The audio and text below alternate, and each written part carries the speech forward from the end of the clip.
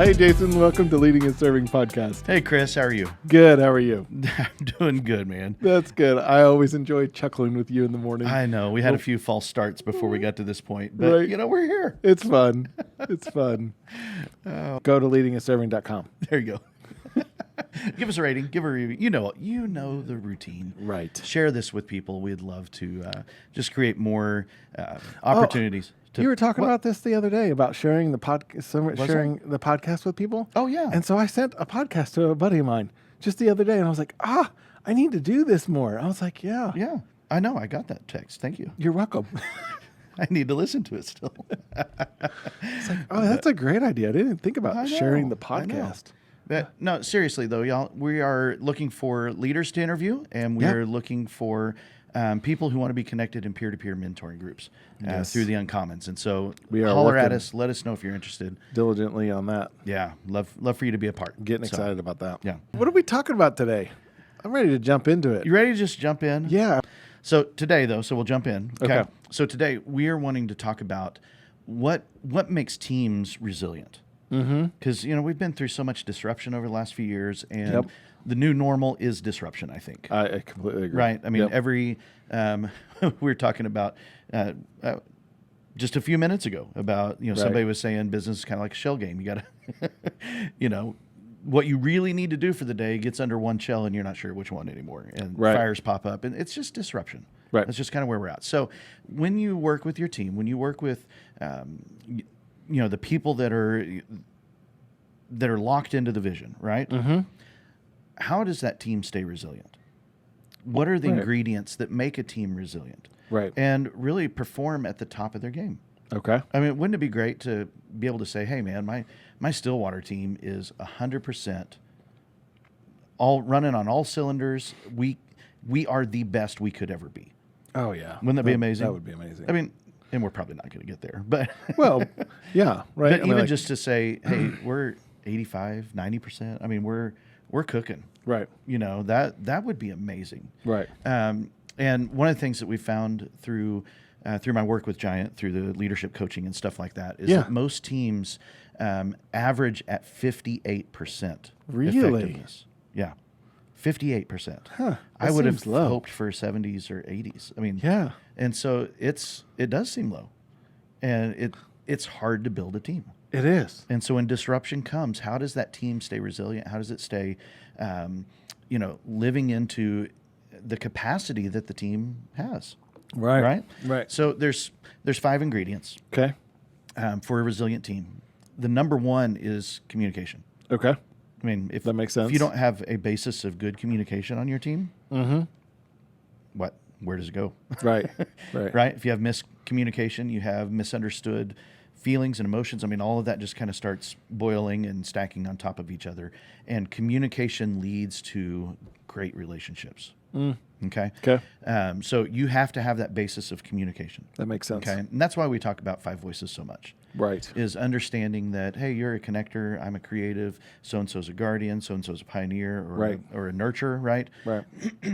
How do we communicate? What's our tendencies in that? Right? Right. Because a connector has some tendencies of communication. I was actually just doing a deep dive with some guardians the other day. This will help you, right? Okay.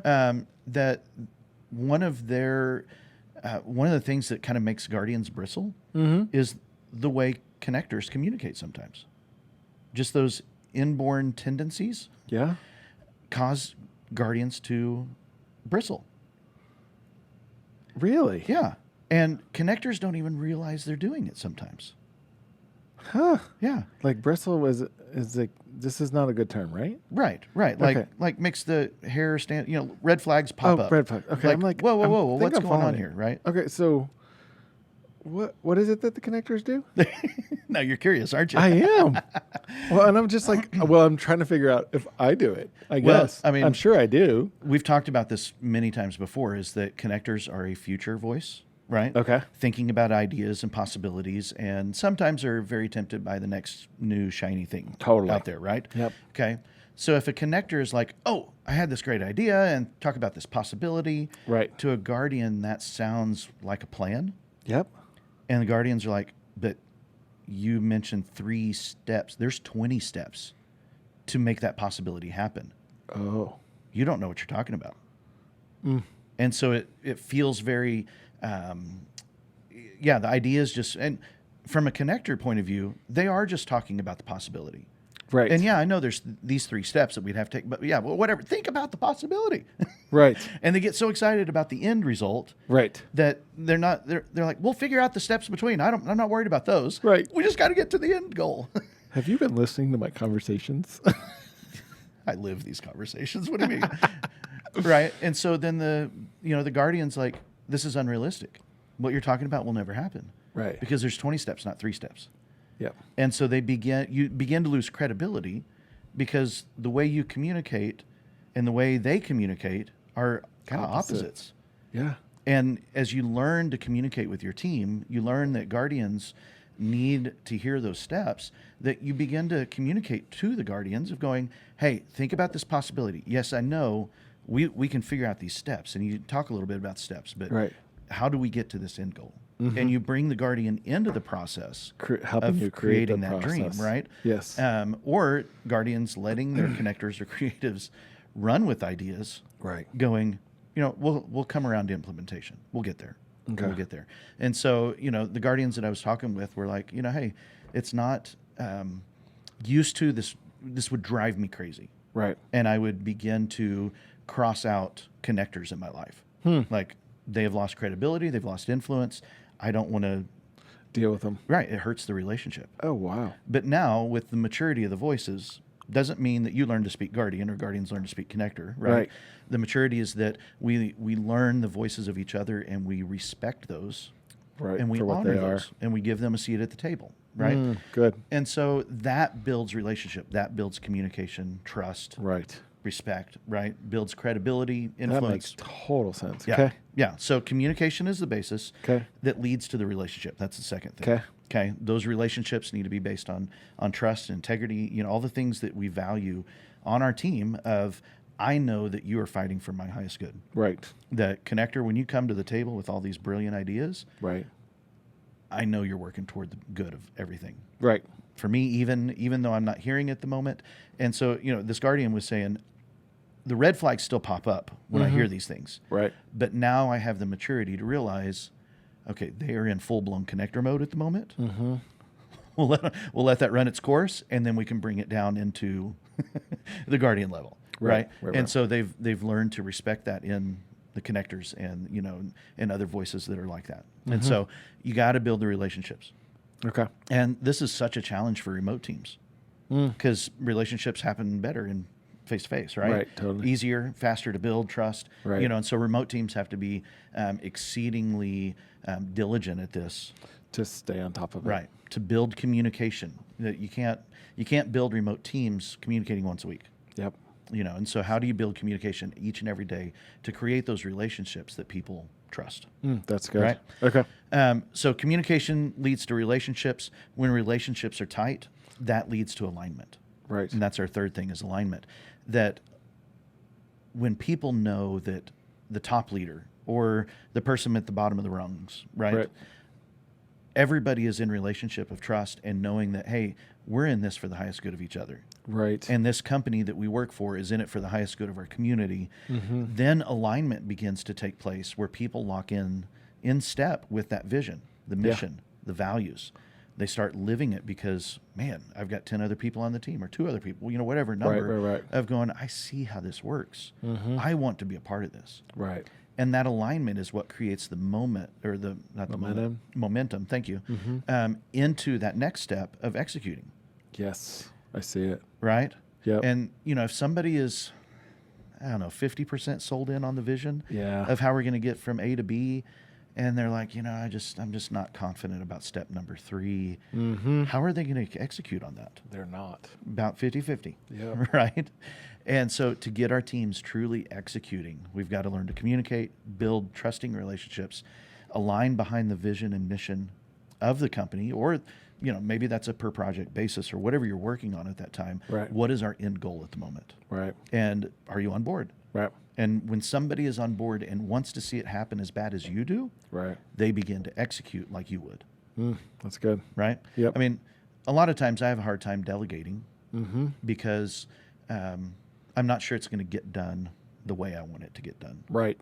right? I mean, how many people do you know that, I mean, business leaders that have struggled with that? Yeah. I think it's a Yeah. real thing. Right. It's definitely a real thing. And so I've come to a point where I'm like, it can be done in their manner. Mm-hmm. They can do it Right. their way. That's fine. But then the next fear creeps in of, will they get it done with the timeline, the urgency, and the excellence Yeah. that I would do it as? Right. They might do it a different way, and that's okay. Yeah. But I need it done at a 98% grade by Friday. Right. And if we don't have that alignment, those expectations and that drive is going to be off. Right. And so your execution is lower, Mhm. right? Right. And then that leads to the fifth thing, which is capacity. That Yeah. when each of the individual ingredients of the team are executing to the strongest that they can, then the capacity of the team grows, Right. right? And so you begin, as that execution grows, the capacity of the team grows, and then you find that it's easier to hire that person Yeah. that you've been going, I need to hire that for 2 years now. Right. I need that support person, or I need that field person, or I need that, whoever it might be. Now your team is clicking, and you're like, man, if we don't bring them in, it's going to slow us down. Yeah. It's time.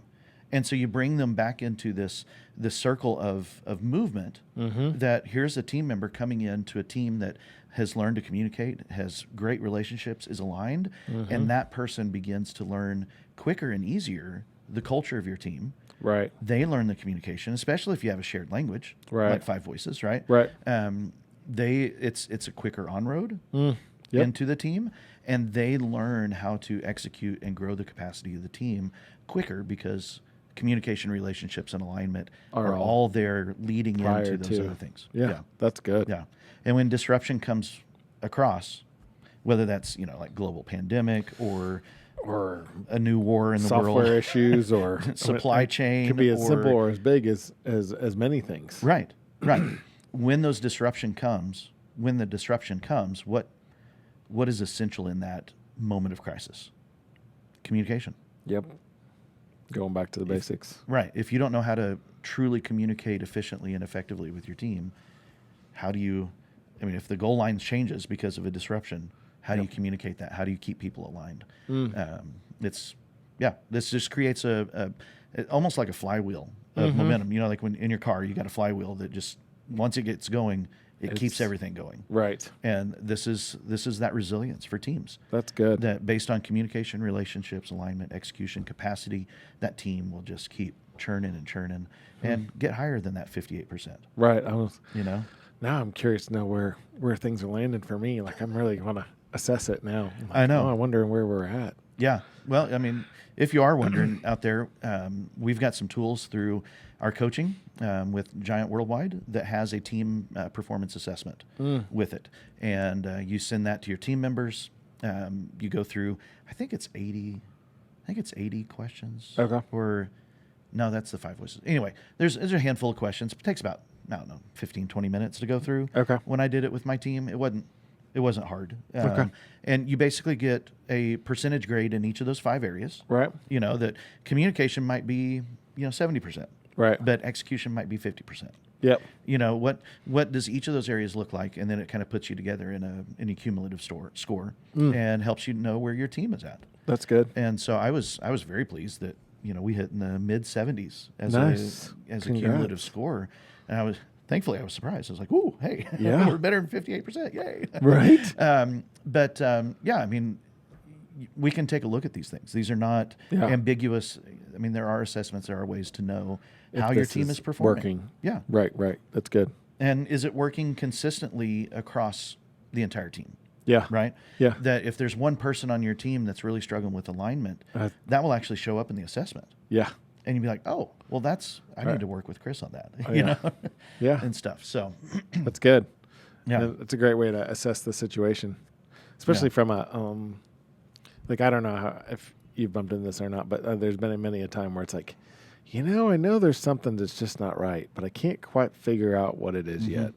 Yeah. And sometimes I just have to wait it out to try to figure it out. if that makes sense. Right. But maybe this can bring it to light a little faster. Right. I mean, probably what we see the most is the fourth and fifth of those steps. Mm-hmm.